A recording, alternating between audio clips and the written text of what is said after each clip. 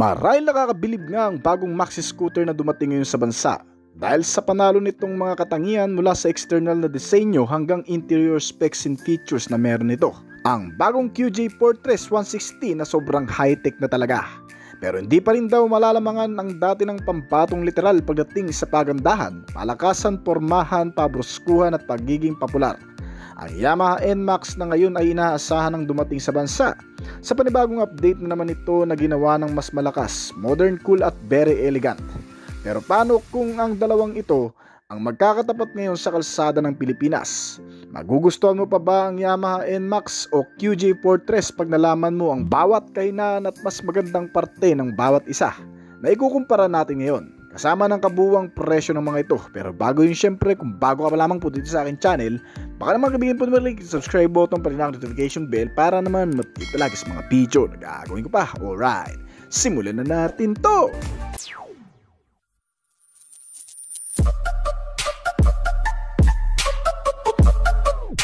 Kalalabas lang sa merkado ng Pilipinas ng bagong maxi scooter na QJ Fortress 160. Ito ay may matalas na pormahan sa external na nakakaagaw ng atensyon ng karamihan dahil sa postura nitong parang malaking motorsiklo kung titingnan. Habang nananatili pa rin kaabang-abang ang isang modelong may dalawang bagong antas rin ng teknolohiya mula sa pagiging malakas na katangian ang Yamaha NMAX. Ang bawat mga modelong ito ay may mga panalo ngayong mga gamit, hindi lamang external kundi pati sa internal na aalamin natin ngayon.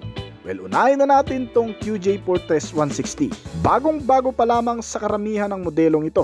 Marahil ang ilan nga sa atin ay tinatansya pa kung mapagkakatiwalaan nga ba ang kalidad nito o kung may kalidad ba talaga.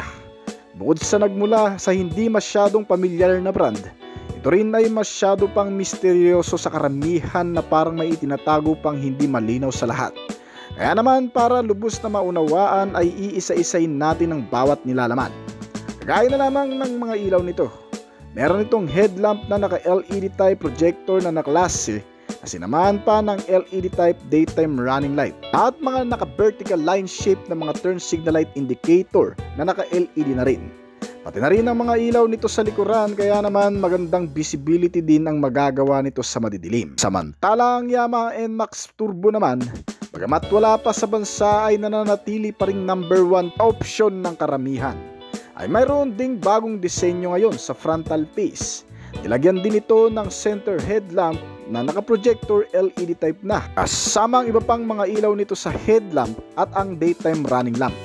At nasa itaas na rin ng mga turn signal light indicator nito na nakadikit na sa headlamp. Mga naka-LED type na rin ito kaya matagal-tagal ang gamitan. Maging ang rear tail lamp na may bagong disenyo ay naka-LED type na. Noon pa man ay maganda na ang naibibigay nitong liwanag sa gabi dahil sa reliable lighting system na ikinabit ng brand dito. At bukod sa mga ilaw na yan, ang QJ Fortress ay mayroon ding malaking digital instrument meter panel gauge na naka-TFT display. May mga console pocket sa harapan at malawak na underseat compartment storage na pwedeng paglagyan ng ibang mga gamit. Kasyang-kasya rin ang full face helmet mo dito. Isa pa, modelong ito ay may pangkaragdagan pang convenient features gaya ng pagkakaroon nito ng charging system kasama ang phone connectivity na nagbibigay daan para mas maunawaan ang anumang recommendation sa maintenance nitong motorsiklo gaya ng tire pressure monitoring, periodic maintenance, engine check warning at marami pang iba na makikita mo sa kanyang meter panel gauge. Nilagyan pa itong motor ng automatic idling stop and start system na nagpapahinto sa pag-andar ng makina sa oras na pansamantalang nakahinto sa mga traffic light. Habang ang bagong Yamaha NMAX Turbo naman ay nilagyan din ng mga panibagong specs and features at modern technology para sa ikauunlad ng mas komportable at convenient na pagsakay sa pang-araw-araw. Nilagyan ito ng digital instrument meter panel gauge din na naka-TFT design at mas malaki-laki na rin ito kumpara sa dati na display. Meron din itong motor na mga console pocket sa harapan o bulsa na lagay ng maliliit na gamit. Kasama ang underseat compartment storage nito na pwedeng paglagyan ng malalaking gamit o kaya naman ng full face helmet. Meron na rin itong charging port system na fast charging at sinamaan na rin ng phone connectivity na tinatawag na Y-Connect system ng brand. Ito ay nakatuon din para sa ilang mga impormasyon tungkol sa pag-aalaga nitong motor, gaya ng pagkakaroon ng maintenance recommendation, tire pressure monitoring, GPS tracking, engine check warning at marami pang iba na magbibigay sa'yo ng mga impormasyon na mahalaga patungkol sa motorsiklo. Sinamahan pa ito ng idling stop system o start and stop system.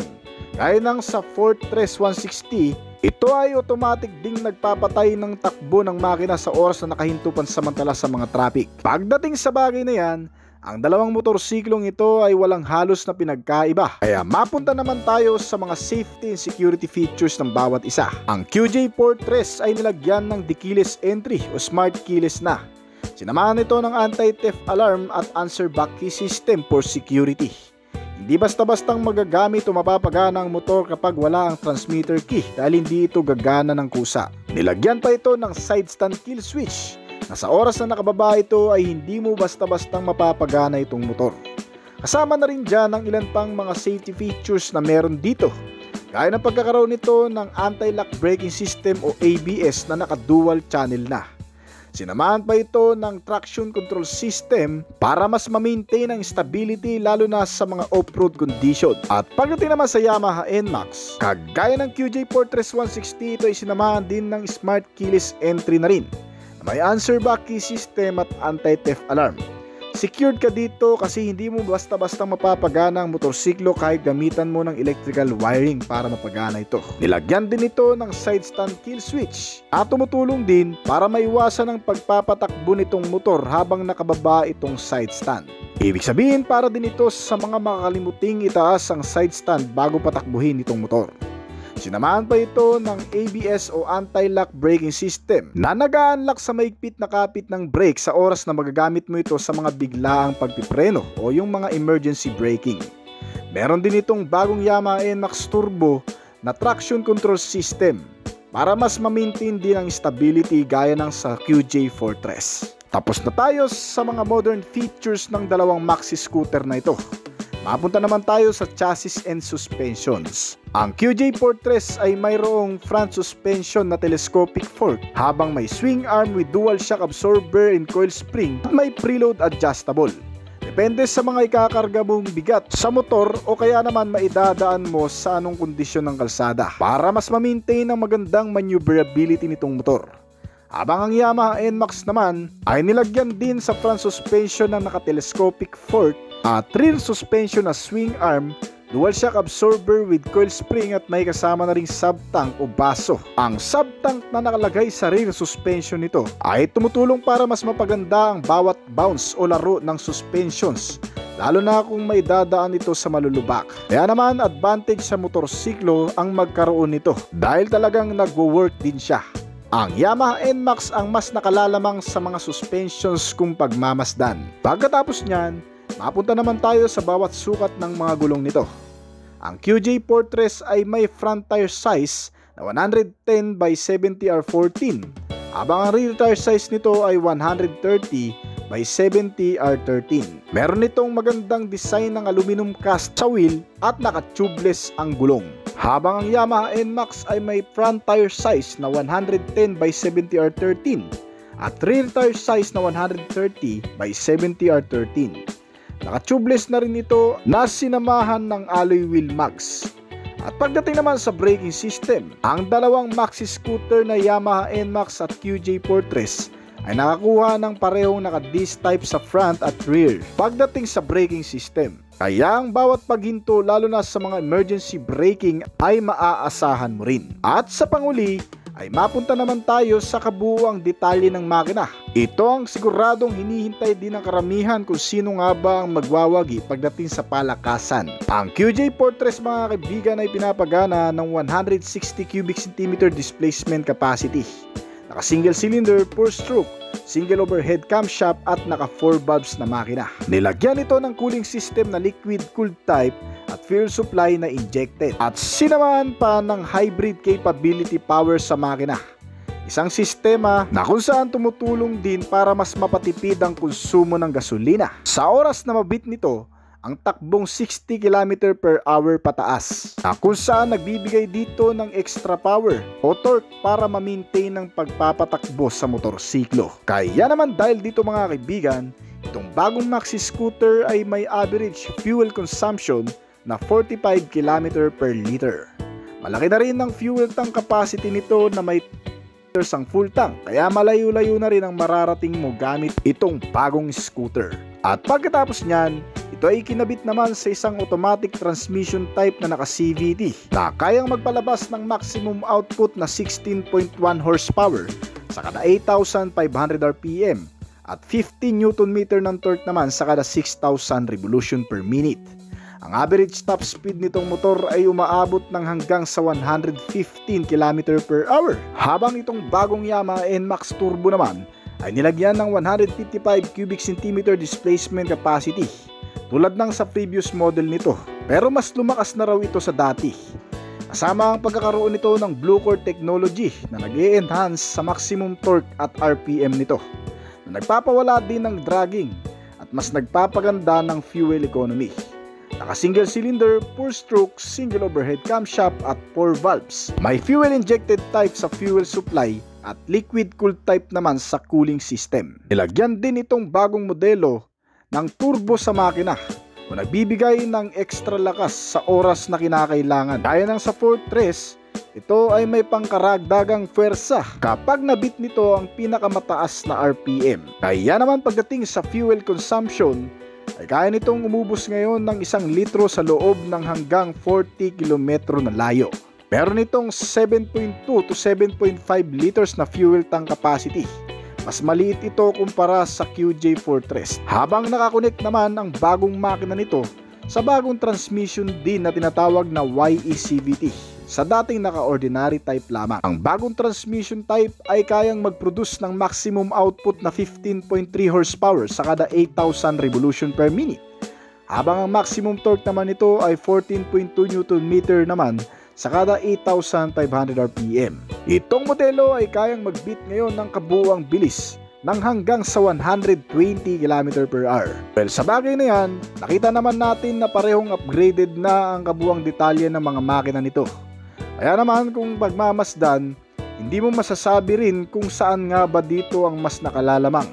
Kasi pagdating sa components, ay mas marami pa rin ginagamit na sistema ang Yamaha NMAX kumpara dito sa QJ Fortress 160. At wala pang opisyal na naitala kung sino nga ba sa dalawang ito ang maghahari pagdating sa performance level. At meron pa pala tayong nakalimutang features. Ang bawat modelo ay nakakuha rin ng panibagong performance level sa pamamagitan ng mga driving mode system na inilagay dito. May mga selector ito kung anong klase ng driving mode ang gagamitin mo, depende sa road condition. Pagdating naman sa dimension, ang ground clearance ng QJ Fortress ay umaabot ng 13 cm, habang ang Yamaha NMAX ay may ground clearance size na 12.5 cm.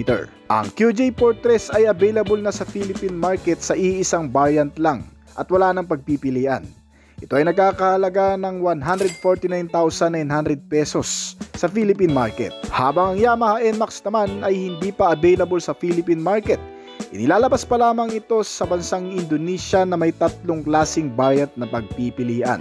May estimated price ito na 124,900 pesos mula sa pinakamababang variant. Ang sumunod dito ay nagkakahalaga ng hanggang sa 145,900 pesos. At ang pinaka-top variant nito ay may estimated price din na 151,900 pesos. Ang presyo na yan ay hindi pa batayan kung yan rin nga ba ang magiging kabuuang presyo kapag nasa Philippine market na. Depende pa rin yan sa pagdadaanan nitong motor bago makarating ng tuluyan dito sa bansa. At ang kasunod nito ay ang kumpletong detalye ng bawat mga motorsiklong ito, na kung saan malalaman mo ang iba pang detalye na hindi natin nabanggit dito. Inulunsad sa Pilipinas noong nakaraang 2015 ang Yamaha NMAX 155 scooter, ang isa sa pinakamalakas na bentahe ng brand sa merkado ng Pilipinas magpahanggang ngayon. Sa malinis na itsura kasama ang disenteng performance nito, tiyak na dadaling ka ng scooter na ito sa malalayong lugar, dala ang komportableng pagsakay ng may higit na kumpiyansa. Ang urban commuter na ito ay nagkaroon ng ilang pag-upgrade mula sa physical na katangian hanggang sa kaloob-loobang bahagi nito. Dinagdagan ng mga safety and security sense at mas pinalakas ang engine performance level. At kahapon nga lang habang nagdiriwang tayo sa bansa ng Independence Day, ay siya namang paglabas ng bagong balita para sa mga tagahanga ng brand. Ang paglabas ng bagong upgrade ng Yamaha NMAX 2024 model. Kung pagmamasdan ng itsura nito sa unang tingin, ay aakalain mo lamang din walang masyadong pinagbago kaibigan. Pero kung susuring mabuti ay makikita ang malaking pagbabago nito sa pisikal na katangian. Kung ikukumpara kasi sa previous model, itong modelo pagdating sa body build design, hugis at laki ay mas malapit ang bagong itsura nito sa version 1 model na Yamaha NMAX. Maging sa color combination at sukat ng lapad, medyo nababalkihan tayo sa version 2 model nito. Karamihan pa nga ay sinasabing parang inodoro ang itsura o di naman kaya speedboat ang tawag ng ilan. Kaya naman binalik sa bagong modelo ang pagiging slim type ng itsura nito. Ang frontal face design ay na-refresh sa makabagong disenyo sa pagkakaroon ng new styling na LED type na headlamp. Meron itong central lighting na may high and low beam at kasama ang ilan pang mga ilaw na nagpapalakas palalo ng visibility nito sa madidilim na kondisyon. Ang daytime running light at ang na-relocate na mga turn signal lamps na naka-high mounted na. At gaya ng dati, naroon pa rin naman ang malapad at malaking front windscreen protector nito. Kasama ang ilang mga tatalas na edge ng garnish at pairings sa bawat magkabilaang pisngi nitong modelo. Ang nag-iisang front fender garnish na mayroon ding kasamang side-to-side cover sa front suspensions. Ang side profile ay halos katulad lamang din ng sa dati. Merong mahahabang side step board at nagpaparelax ng upright position at pagmamaneho habang nakataas naman ang paa mo dito. Ang sporty muffler ay nilagyan din ng panibagong disenyo ng cover, kasama ang bagong cover din ng radiator grille nito at isang malapad na pillion seats para sa dalawang tao. Maliban dyan, ang rear portion naman pagdating sa rear combination lamp, meron pa rin itong twin LED tail lamps na may bagong bersyon. Nilagyan ng pangkaragdagang ilaw sa ibaba kaya mas mag-i-elevate ang visibility nitong motor sa gabi panigurado. Ang lahat ng mga ilaw nito mula sa harap at likod, gaya ng mga turn signal light indicator at ng tail lamp ay mga naka-LED type na. Bukod pa dyan ang ilan pang aesthetics appeal nitong bagong modelo na Yamaha NMAX 2024 model, gaya ng handlebar, ay katulad pa rin naman ng previous model ang disenyo. Hindi pa ito ginawang naked handle kung saan ay madalas nang inire-request ng marami sa brand. Pero meron naman itong bagong instrument meter panel gauge, bagong frame at napaka-elegante. Mas gumanda na rin daw ang accessibility nito katulad ng mga naging issue sa connectivity, gaya ng Y-Connect system, ay mayroon pa rin naman sa bagong modelo. Yun nga lang mas modified na ito at mas in-update. Hindi pa nga lang natin nalalaman kung ito ba'y magkakaproblema din sa hinaharap. Gaya ng dati, ang Y-Connect system nito ay ang siyang nagsisilbing monitor system. Guide natin para mas maalaga ang maigi itong motorsiklo na kung saan dito natin makikita at malalaman ang ilan sa mga maintenance recommendation nito, gaya ng tire pressure, periodic maintenance at ng engine check warning. Nilagyan din ito ng Bluetooth connectivity para makonek ang ating mga cellphone gadget at upang makita na rin sa screen nito ang mga call alert at message na nanggagaling sa ating cellphone habang tayo ay nagmamaneho. Pagdating naman sa makina, itong bagong Yamaha NMAX Turbo 2024 model ay nilagyan ng 155 cubic centimeter na displacement capacity pa rin, tulad ng previous model, pero mas lumakas na raw sa dati. Kasama ang Blue Core technology na nag-e-enhance sa maximum torque at RPM nito, na nagpapawala ng dragging at mas nagpapaganda ng fuel economy. Naka single cylinder, 4-stroke, single overhead cam at may bagong transmission type na tinatawag na YECVT sa dating naka-ordinary type lamang na CVT. Sa pamamagitan ng makabagong transmission type nito na tinatawag na YECVT ay nagkaroon ng dalawang klaseng lakas ng pagpipilian o tinatawag na driving mode system, kabilang ang T-mode at S-mode driving mode system nitong bagong NMAX, na kung saan ang T-mode stands for Town Commuting Driving Mode System, na para sa mga pagpapaandar sa loob ng syudad o sa matatraffic na lugar. Habang ang pangalawa na tinatawag naman na S-mode stands for Sports Touring Driving Mode System naman ay para sa mga highway long ride at sa mga racing o mabilisang biyahe. Ang bagong sistemang ito sa transmission ay tumutulong din para mas ma-boost ang acceleration at para mas tumindi pa ang arangkada. Depende sa sitwasyon. Kalakip din ng bagong sistema na YECVT, ang tinatawag na Y-shift function, na may tatlong klaseng level. Ang unang shift na nakadepende sa piga ng throttle, ito ay tinatawag na low, kumpara sa mababagal na pagpapatakbo hanggang sa 20 km/h. Habang ang pangalawa naman ay tinatawag na medium Y shifting, na tumatakbo ng hanggang sa 40 to 60 km/h. At ang pinakamataas na Y shifting nito ay ang tinatawag na high, na tumatakbo ng higit sa 60 km/h. Kaya nitong mag-produce ng maximum output na 15.3 horsepower sa kada 8,000 revolution per minute at 14.2 Nm ng torque naman sa kada 8,500 revolution per minute. Itong modelo ay gumagawa ng kabuuang bilis na umaabot ng 125 to 128 km/h. Meron itong bore and stroke size na 58mm by 58.7mm at compression ratio na 11.6:1. May fuel supply system na fuel injected at cooling system na liquid cool type. Mas matipid na rin daw ito sa dati dahil kaya nitong kumonsumo ngayon ng 40 km/L kumpara sa dati na 35 km/L lamang. Ang fuel tank capacity nito ay nasa 7.1 liters pa rin, pero mas malayo-layo na nga ang mararating dahil sa mas matipid na nga ito kesa dati. Meron din itong magagandang klase ng suspensions, kabilang ang telescopic fork sa front suspensions at unit swing with dual shock and coil spring naman para sa rear suspension nito. Nagbibigay ng magandang biyahe lalo na sa araw-araw. Ikaw man ay may dadaan ng malulubak, tsak na para sa iyo ang modelong ito dahil sa kalmadong pagsakay, hindi ka makakaramdam ng matagtag. Ang parehong braking system sa harap at likod ay mas makakapit na rin dahil sa nilagyan ng parehong naka-ventilated disc type, naka-hydraulic single disc sa front at rear. Kaya ang pagpipreno ay makakasiguro lalo na sa mga emergency braking. Meron itong kasamang malalagkit ding mga klase ng gulong na naka-tubeless at alloy na mags. May kabubuang sukat ito sa front na 110 by 70 or 13 at rear tire size naman na 130 by 70 or 13. Bukod pa dyan, nilagyan din ito ng bagong safety features sa brakes na dual channel ABS sensor o anti-lock braking system, na isang features na nag-a-unlock sa mahigpit na kapit ng brakes nito lalo na sa mga biglaang preno sa mabilis nitong takbo, upang maiwasan ang pagkaskid o pagkadulas na rin o mapigilan ang pagkasemplang sa mga hindi inaasahang pagkakataon.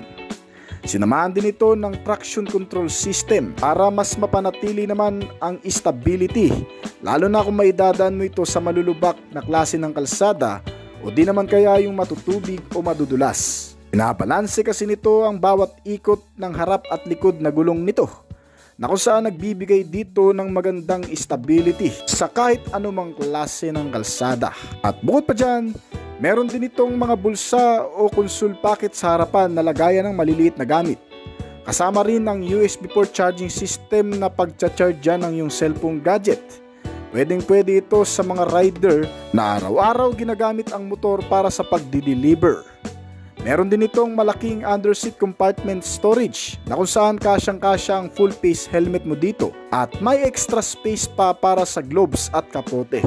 Bukod pa dyan, ang isa pa sa magandang features nitong bagong modelo ay naka-keyless entry na rin ito. Mas pinapadali naman ito ang pagpapagana ng motor dahil hindi mo na kailangan pang isaksak ang dangle key. Switch on, switch off na lamang. Bukod pa dyan, sinamahan din ito ng anti-theft alarm at answer back key system para mas madaling matrace itong motor lalo na kung maipapark mo ito sa maraming mga katulad na klase.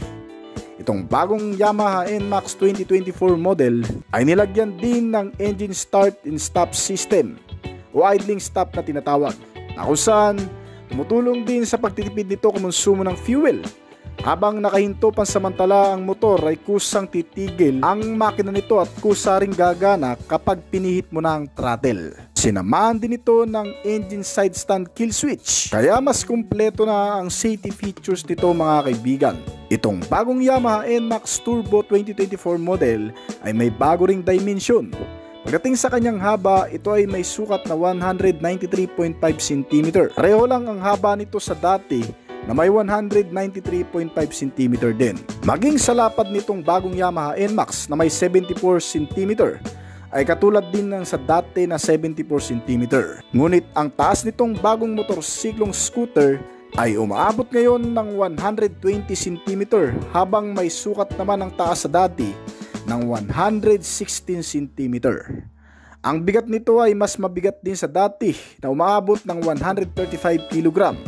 Samantalang ang previous model ay nasa 131 kg lamang.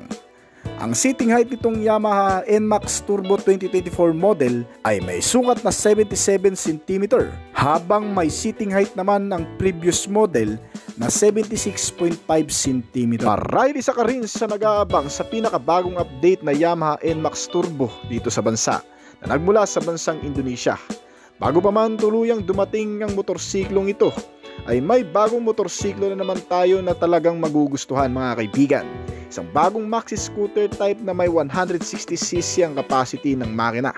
Isang motor na mas magugustuhan mo raw kesa sa marami, hindi sa pagiging modernong katangian nito, kundi sa pagkakaroon ng kakaibang engine specs na magbibigay sa iyo ng sulit at katipiran sa pang-araw-araw na gamit. Ang bagong motor na nagmula sa QJ Motor, ang Fortress 160. Kung pagmamasdan ng external na appearance nito, ito ay may pagkakawig din talaga sa ilang mga brand competitor sa bansa gaya ng Honda PCX. Pero ang pangharap na itsura nito ay may sariling pagkakakilanlan. Nilagyan ng isang matalas at edgy type na aerodynamic na nakakabit sa buong body belt nito. Ang mga hugis ng fairings ay nakakaagaw ng atensyon kasi para itong isang malaking scooter type na klase na may average na 400 plus cc ang capacity. Pagdating sa harapang bahagi, itong motor ay mayroong pa V-shape type na klase ng disenyo. Medyo kamukha din pala ang itsura nito ng Yamaha X-Max kung ikukumpara. Pero mas matulis at mas matangos na parang may pointed nose ang disenyo nito. Maganda rin ang disenyo ng headlamp nito na naka-LED projector type na naklase. Meron din itong dalawang vertical line shape na dalawang signal light indicator sa itaas nito. Kaya asahan mo na magandang visibility sa gabi lalo na sa madidilim na kondisyon. Bukod pa dyan, binibigyan din ng motorsiklong ito ang pagiging maxi scooter type na klase sa pagkakaroon ng mas mataas na windscreen protector. Bukod sa nagbibigay ng magandang aerodynamic, pinapanatili rin ito ang magandang maneuverability na may maintain ang mas maayos na pagmamaneho sa oras na tumatakbo ng mas mabilis sa maluluwang na klase ng kalsada. Ang maxi scooter na ito ay sinamahan din ng naka-naked handlebar na klase ng gaya sa Honda PCX. Mas accessible ang katangian at mas maganda ang disenyo. Sinamahan pa ng mas malaking sukat ng TFT design instrument meter panel gauge. Napaka-futuristic na rin ito kasi meron na itong phone connectivity na kung saan may access din sa GPS tracking, color background at mas manonotify ka sa mga information signal indicator na lumalabas dito. Once na na-access na nito ang phone connectivity, ay maaari mo na rin makita dito ang SMS alert, messages o tawag na nanggagaling sa iyong telepono habang ikaw ay nagmamaneho. Kasamang ilang mga maintenance recommendation na makikita mo rin dito sa meter panel gauge, gaya ng tire pressure monitoring, periodic maintenance, engine check warning at marami pang iba. Mas mamomonitor na maigi at mas maaalagaan ng maayos itong motorsiklo sa pamamagitan ng mga bagay na yan. At bukod pa dyan, isa pa sa magandang features nitong bagong motor sa kanyang TFT design instrument meter panel gauge.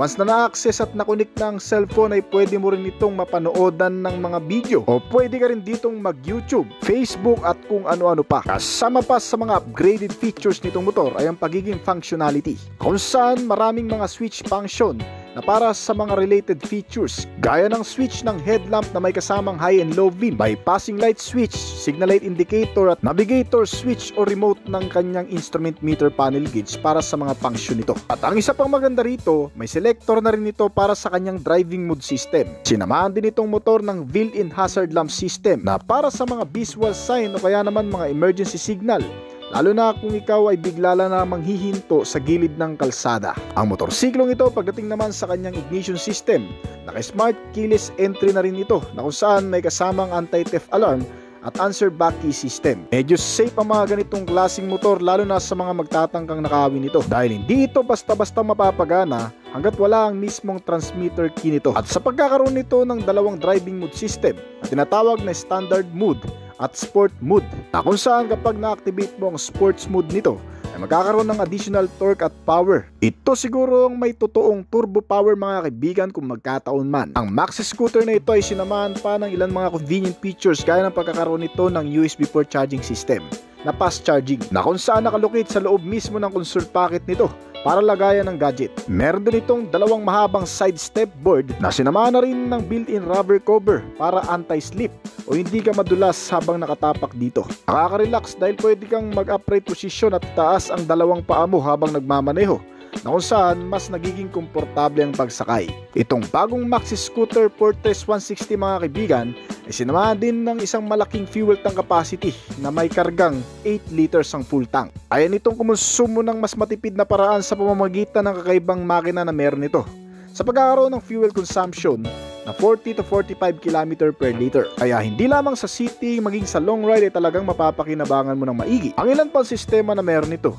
ay ang pagkakaroon din ng idling stop system o start and stop system sa makina, na kung saan pinapahintulutan nitong pansamantalang tumigil ang engine sa oras na nakahinto rin pansamantala ang motorsiklo sa traffic light. Ang kagandahan sa sistemang ito ay tumutulong siyang makadagdag sa pagtitipid nito kumonsumo ng fuel. Meron din itong kasamang side stand engine cutoff switch. Napapahinto nito ang takbo ng makina sa oras na ibaba ito. At ang nagpapagana sa motor ay ang makina nito na may makabagong features na sinamahan ng hybrid capability power. Sa Maxi scooter na ito mo pa lamang siguro ito makikita mga kaibigan. Sa pagkakaroon ng hybrid powertrain nito, binibigyan pansin ang kahalagahan ng fuel economy sa pamamagitan ng features na to. Paano mo masasabing gumagana ito sa motor? Kapag nabit ang 60 pataas na speed nito, ay automatic na nag-activate ang power assist na nagmula sa electrical power ng baterya papunta sa makina. Sa pagkakataong ito ay binabawasan ang pagsusunog ng gasolina sa loob ng makina na nagre-resulta sa mas matipid na paraan nito kumonsumo ng fuel. Kaya naman ang 45 km per liter na fuel consumption nito ay maaari pang madagdagan, lalo na kung sa highway at mas mabilis ang takbuhan. Bukod sa hybrid power sa makina, ito ay binubuo rin ng kabuuang detalye na 160 cubic centimeter displacement capacity, naka single cylinder, 4 stroke at may 4 valves sa engine. Meron itong liquid cool type na cooling system na mas nagpapalamig ng engine sa oras ng mga long ride trips at dragging. Sinamahan pa ito ng fuel supply system na injection at may malinis na emission kaya eco-friendly. Ang kabuuang detalye ng makina ay dinugtong sa automatic type na klase ng transmission na may variable gear shifting na kaya mag-produce ng maximum output na 12 kilowatts sa kada 8,500 revolution per minute at maximum torque na 15 Nm sa kada 6,500 revolution per minute. May average speed ang motor na nagagawa na umaabot ng 115 km per hour. Ang Maxi scooter na ito ay marami pang amenity, gaya ng pagkakaroon ng isang malawak na underseat compartment storage, nakasya ang full face na helmet. Sinamahan pa ito ng built-in grab bar o top box bracket na nakaabang para sa ilalagay mong kargamento dito. At isa pa, ang tail lamp nito ay naka-LED type na rin na klase. Kakaiba man ang estilo at pormahan nito ay mas makikita naman sa madidilim ng mga kasunod mo. Meron din itong magagandang klase ng suspension sa front and rear. Pagdating sa front, ito ay ginamitan ng upside down telescopic fork, habang dual shock with coil spring naman sa likuran na di-adjustable na rin. Ay adjust ang rear suspension depende sa road condition at sa bigat ng ikakarga mo dito para mas mapanatili ang magandang handling nito at mas ma-maintain ang stability, lalo na kung maidadaan mo sa malulubak. Meron din itong magagandang klaseng braking system sa front and rear na parehong mga naka-disc type na klase. Ang front nito ay naka-single disc na may dual piston caliper brake at mas malakas ang kapit, habang ang rear brake naman ay naka-single disc with single piston caliper brake. Ang mga gulong nito ay talagang makakapit din. Sinamahan ng malalagkit na klase ng tires na may kabuuang sukat sa front na 110 by 70 R14 habang 130 by 70 R30 naman sa likuran. Parehong mga naka-aluminum cast ang wheel at napakagandang mags na disenyo. Ang maganda pa rito, sinamahan pa ito ng safety features na anti-lock braking system na naka-dual channel. Merong ABS sa front at sa rear na kung saan nagbibigay dito ng maayos na paggamit ng preno sa oras ng mga emergency braking. Na-unlock nito ang mahigpit na kapit ng brake kapag bigla mo itong nagamit sa hindi inaasahang pagkakataon para maiwasan ng pagkaskid o pagkadulas o kaya naman pagkasemplang sa mga biglaan. Bukod sa ABS na safety feature sa brake, sinamahan pa ito ng TCS o Traction Control System na para naman sa pagpapaandar sa mga off-road condition o sa mga biglaang pakurbada o kaya madudulas na kalsada. Meron itong sensor sa gulong na kung saan nasisense nito ang bawat ikot ng gulong sa harapan. Upang maiwasan ang overlap ng harapang gulong ay sinasabayan ng pag-ikot nito ng likurang gulong nito. At upang nang sa ganun ay maiwasan din ang pagkasemplang kapag may dadaan sa mga kalsadang hindi magaganda. Ang iba pang mga features nito, bukod sa napakagandang mga safety features, sinamahan pa ito ng mga side reflectors for additional visibility at isa na ring safety features nito. Meron pa itong passing light switch at hazard lamp na pangkaragdagang visibility sa gabi. Ang motorsiklong ito ay sobrang dami ng features mga kaibigan, kaya talagang magugustuhan ng kahit na sino sa atin. Meron itong kabuwang timbang na 138 kg at mabigat-bigat na rin. Bagay na bagay yan sa maluluwang na kalsada. Ang maxi scooter type na Fortress 160cc ay nagmula sa QJ Motor o tinatawag na Qinjiang Motorcycle Company na nagmula sa bansang China. Kaya naman ganun na lamang kalakas at ka-upgraded ang mga features na inilagay dito mga kaibigan. Isang maxi scooter na mula sa external design hanggang sa internal specs and features nito ay talagang mapapabilib ka na dahil panalo to sa ibang mga motorcycle scooter na narito sa bansa. Ang modelong ito ay may kasalukuyang presyo ngayon na kalalabas lang sa merkado ng Pilipinas. Nagkakalaga ito ng 149